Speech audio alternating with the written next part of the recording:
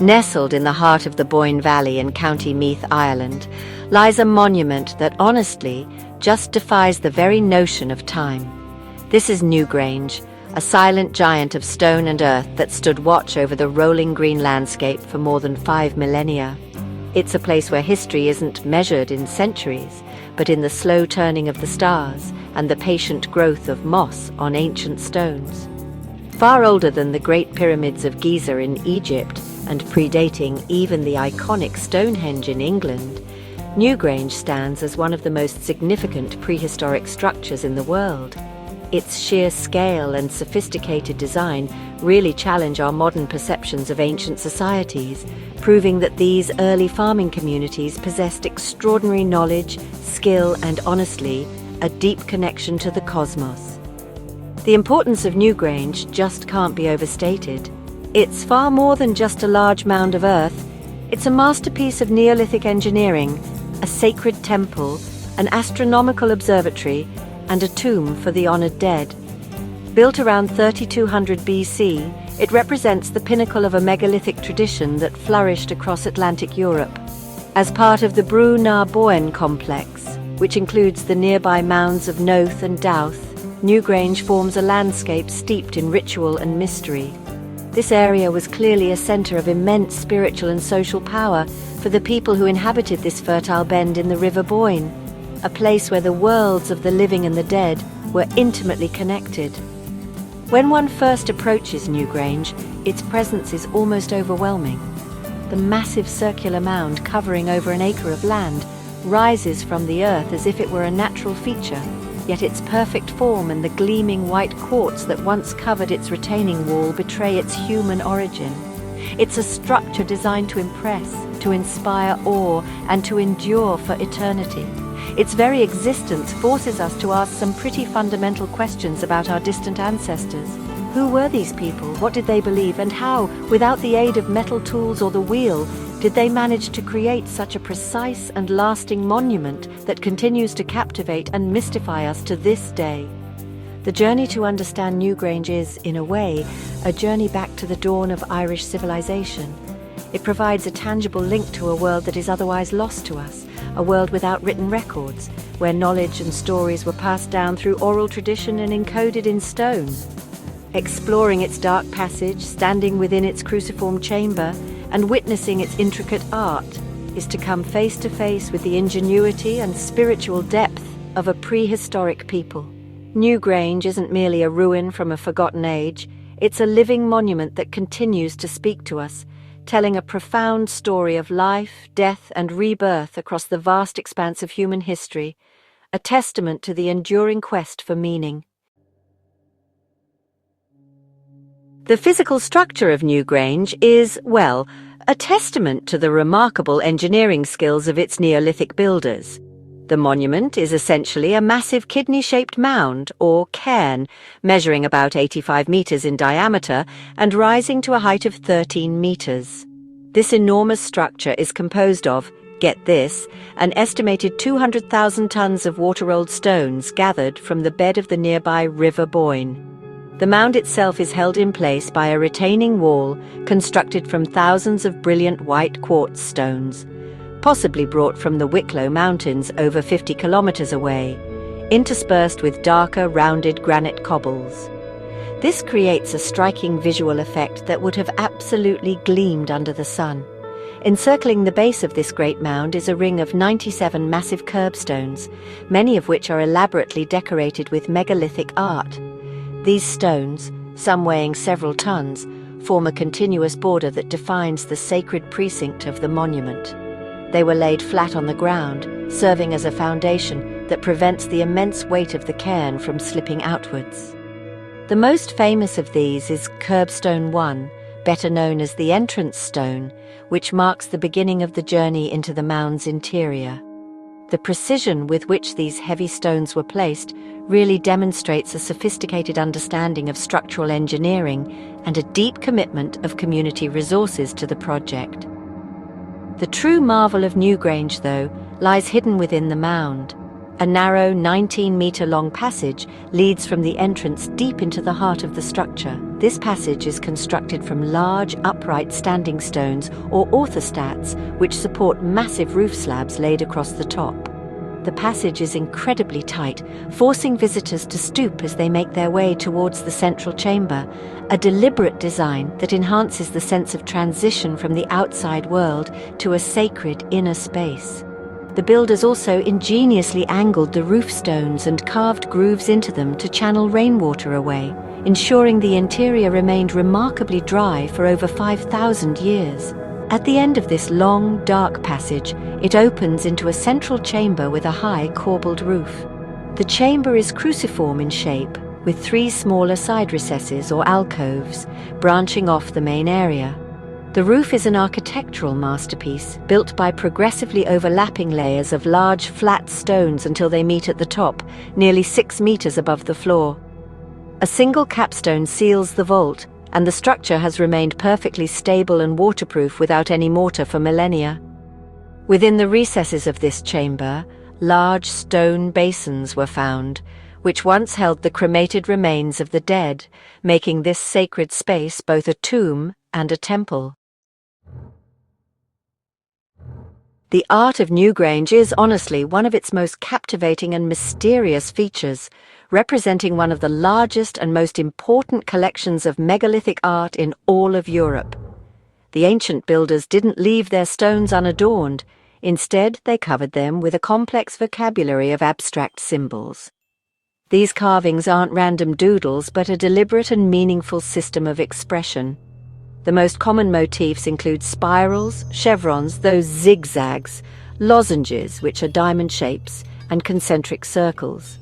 These patterns are found on the curbstones surrounding the mound, on the passage orthostats, and even within the hidden central chamber, suggesting they held deep symbolic importance for every stage of the ritual journey into the monument.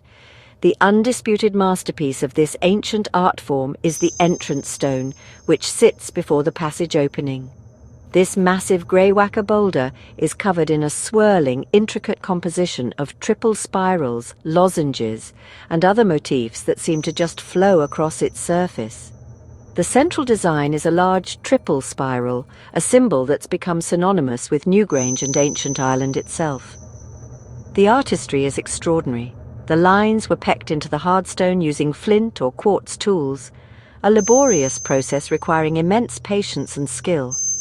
This stone acts as a symbolic barrier, a portal between the world of the living and the spiritual realm within the tomb, its designs perhaps representing cosmic cycles, trance-like states, or a map of the spiritual journey. The meaning of these abstract symbols remains a subject of, intense debate among archaeologists and scholars. Without any written language from this period, we're left to interpret the art through its context and recurring patterns. Some theories suggest the spirals represent the sun, the cycles of life, death and rebirth, or the journey of the soul. The chevrons and zigzags might symbolize water or lightning, while the lozenges could be associated with fertility or the earth.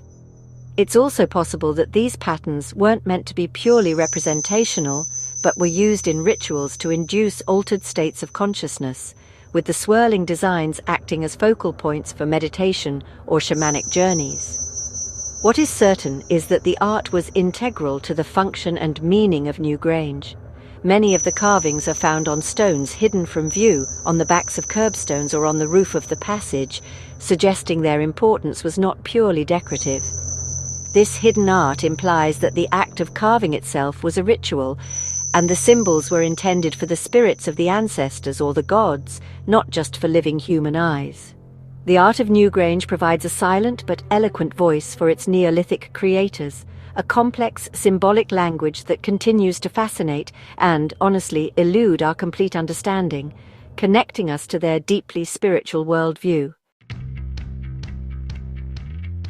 While Newgrange served as a tomb, its primary purpose appears to have been far more profound, functioning as a ritual and spiritual center deeply connected to the cosmos.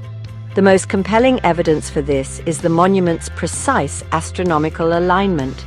The entire structure is oriented to capture the light of the rising sun on the winter solstice, the shortest day of the year.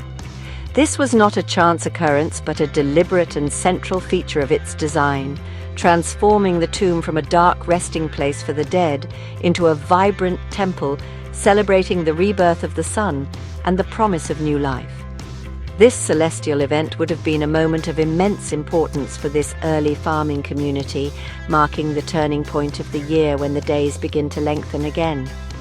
The mechanism for this extraordinary event is a small rectangular opening located above the main entrance to the passage, known as the roof box. For most of the year, this opening remains in darkness, but for a few days around the winter solstice, its purpose is revealed. As the sun rises on these special mornings, its first rays shine directly through the roof box, projecting a narrow beam of golden light down the entire 19-meter length of the passage. This beam slowly widens, moving across the floor until it illuminates the central chamber, flooding the dark, sacred space with brilliant light for about 17 minutes. The experience of witnessing this event is, well, profoundly moving, and must have been a powerful ritual for the Neolithic people. For them, the dark chamber likely symbolized the womb of the Earth Mother or the world of the dead. The penetration of the sun's light into this space would have been a dramatic and sacred union, a potent symbol of regeneration and the victory of light over darkness. It reaffirmed the cosmic order and assured the community that the cycle of seasons would continue, that crops would grow again, and that life would triumph over the deathly grip of winter. The event likely drew the entire community together for ceremonies, feasts, and rituals to honor the ancestors and welcome the returning sun. The astronomical sophistication required to build Newgrange is staggering. Its builders needed a deep understanding of the sun's path throughout the year, precise surveying skills to align the passage, and the engineering prowess to execute their vision flawlessly. This alignment demonstrates that Newgrange was much more than a simple tomb. It was a place of active worship, a sacred clock that connected the human world to the grand, cyclical rhythms of the universe. The winter solstice alignment is the living heart of Newgrange, a 5,000-year-old ritual that continues to unfold each year, bridging the vast gap of time between its builders and ourselves, and reminding us of a shared human fascination with the heavens. The archaeological excavations at Newgrange, particularly those I led in the 1960s and 70s, provided crucial insights into its use as a resting place for the dead. Within the three recesses of the central chamber, large, intricately carved stone basins were discovered. These basins were not empty. They contained a mixture of cremated human bone and grave goods.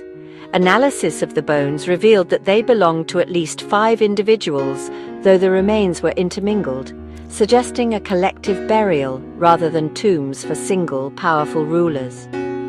It appears that the deceased were not interred immediately, but were cremated first in a separate location, and only a selection of their bones was brought into the sacred chamber for final placement.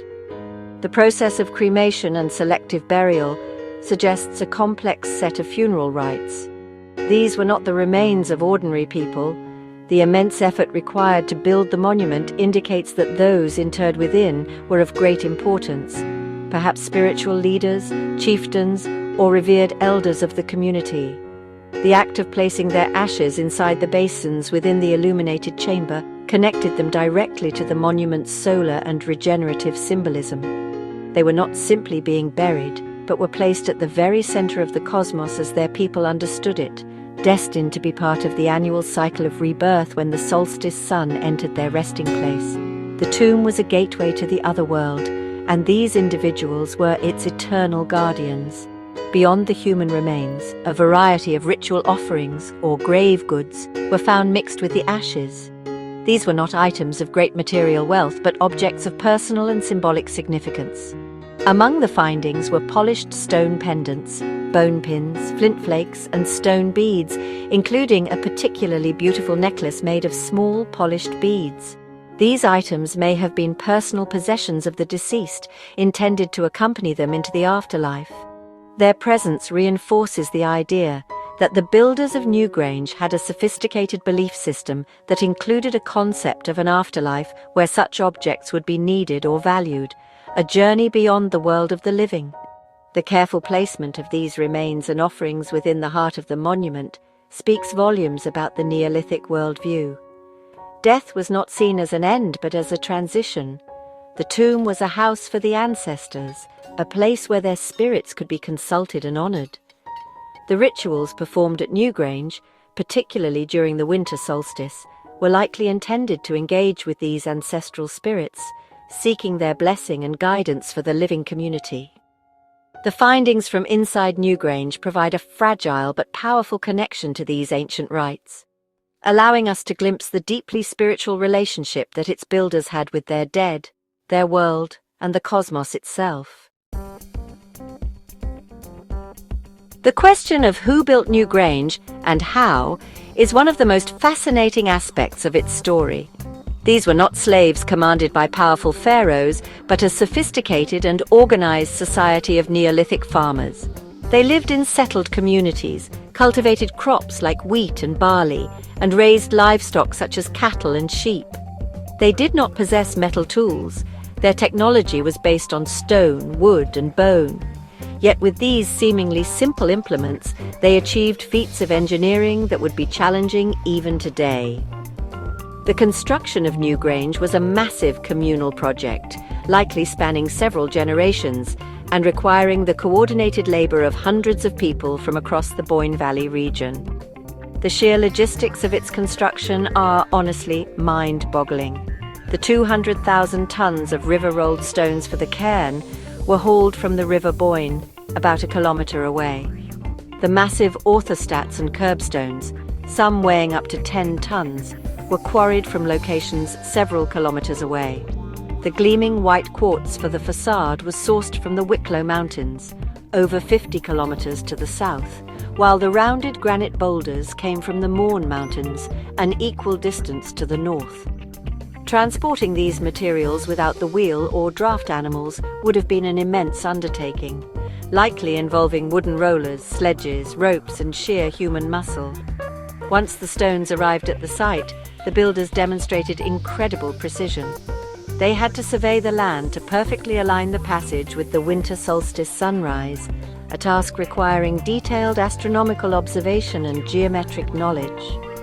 They carefully fitted the massive stones of the passage and chamber together, creating a stable, waterproof structure that has endured for over 5,000 years. The corbelled vault of the main chamber is a particularly brilliant example of their skill, a self-supporting dome built without any mortar. This level of planning and execution speaks to a society with specialized roles, including architects, engineers, astronomers, and skilled laborers, all working towards a shared sacred goal. The motivation for such a monumental effort must have been deeply rooted in their belief system. Building Newgrange was not just a practical task, it was an act of faith. It strengthened social bonds, unified the community, and created a powerful focal point for their collective identity. The monument was a physical manifestation of their connection to the land, their ancestors, and the cosmos. The people who built Newgrange were not primitive savages, but intelligent, organized, and spiritually deep individuals who poured their knowledge, energy, and beliefs into creating a structure that would stand for eternity as a testament to their remarkable culture. After its period of use during the Neolithic era, the story of Newgrange enters a long period of silence. As cultures and belief systems changed with the arrival of the Bronze Age and later the Iron Age, the original purpose of the great mounds of the Boyne Valley was forgotten. The entrances to the tombs collapsed or were deliberately sealed, and the monuments were slowly reclaimed by nature. Grass and trees grew over the great cairns, and for thousands of years Newgrange appeared as just another large natural hill in the Irish landscape. Its true identity as a magnificent man-made structure, a temple to the sun, was lost to memory, slipping from history into the realm of myth and legend. However, it was never entirely erased from the cultural landscape.